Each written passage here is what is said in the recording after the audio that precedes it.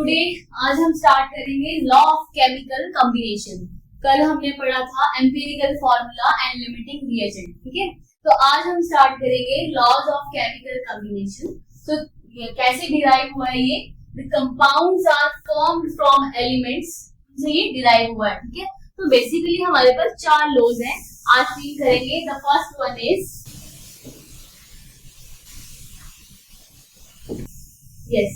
the laws of conservation of mass। Law of conservation of मास से आप क्या समझते हो? एक थर्मोडायनेमिक्स में एक डेफिनेशन है, that is energy can neither be created nor be destroyed but it can change one form to another. कि ना तो हम एनर्जी को क्रिएट कर सकते हैं ना डिस्ट्रॉय कर सकते हैं, उसको वन फॉर्म से दूसरी फॉर्म में चेंज कर सकते हैं। तो ये बोल रहा है कि laws of conservation of mass जो है उसमें कुछ भी चेंज नहीं आएगा। फॉर एग्जाम्पल जैसे यहाँ लिया है total mass before reaction equals to total mass after reaction. For example जैसे यहाँ दिया है hydrogen plus half molecule of O2 gives water. देखो यहाँ मैंने हाइड्रोजन का 2 ग्राम गिवन है और हाफ इंटू 2 क्यों लिखा है मैंने? क्योंकि देखो ऑक्सीजन का जो मास नंबर है O2, ऑक्सीजन का मास नंबर होता है 16, बट यहाँ पर जो ऑक्सीजन के मॉलिक्यूल जो है वो कंबाइन कर रहे हैं, हाफ मॉलिक्यूल से रिएक्ट कर रहा है, इसलिए वैसे जो नॉर्मल ऑक्सीजन का 16 होता है बट यहाँ O2 लिखा है तो 16 इंटू 2 दैट इज 32, तो यहाँ पर 32 लिखा हुआ है और वो हमारे पास एक वाटर मॉलिक्यूल बना रहा है जिसके पास 18 ग्राम मॉलिक्यूल है। कैसे? देखो यहाँ पर 2 ग्राम है इंटू हाफ इंटू 13 और 2 प्लस 16, यहाँ पर भी 18 ग्राम मिल रहा है और जो प्रोडक्ट बन रहा है वहां पर भी 18 ग्राम मिल रहा है। तो आपके पास डेफिनेशन क्या हो रही है? Total mass before reaction equals to total mass after reaction. कि रिएक्शन के पहले जितने मॉलिक्यूल का हमें मास मिल रहा है as it is after reaction भी हमें जो प्रोडक्ट मिल रहा है उसमें भी सेम मिलेगा, ठीक है। तो ये हमें बता रहा है law of conservation of mass, means there is no change observed in between before the reaction and after the reaction. So second law is law of constant or definite proportion। अब इससे क्या समझते हो आप? देखो जैसे यहाँ पर लिखा है a given compound always contains exactly the same proportion of element by weight irrespective of their source or MOP means method of preparation. ये बोल रहा है कि जो कोई कंपाउंड है उसमें से हमने एलिमेंट जो लिए हैं उनको जो हम रिएक्ट कर रहे हैं तो जो भी मॉलिक्यूल बनेगा उसका जो मास नंबर होगा या जो सिंपलेस्ट होल नंबर रेशियो होगी वो सेम आएगी। कैसे?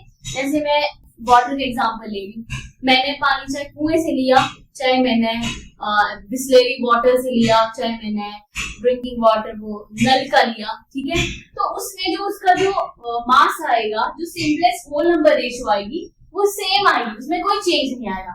तो ये बता रहा है कि always contain exactly the same proportion, और उसको चाहे हम किसी भी मेथड से बना रहे हो या किसी भी सोर्स से ले रहे हो उसका जो रेशियो आएगी वो सेम ही आएगी। जैसे हाइड्रोजन और ऑक्सीजन है, इसकी 2:16 है, तो इसका जो सिंपलेस्ट रेशियो निकालेंगे दैट इज 1:8, ठीक है। तो ये बोल रहा है हमारे पास law of constant definite proportion. देखो डेफिनेशन से ऊपर जो हेडिंग है उसी से आपको समझ आ रहा होगा कांस्टेंट लिखना है वर्ड, ठीक है।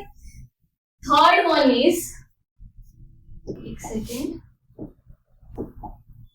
Yes, that is law of multiple proportion.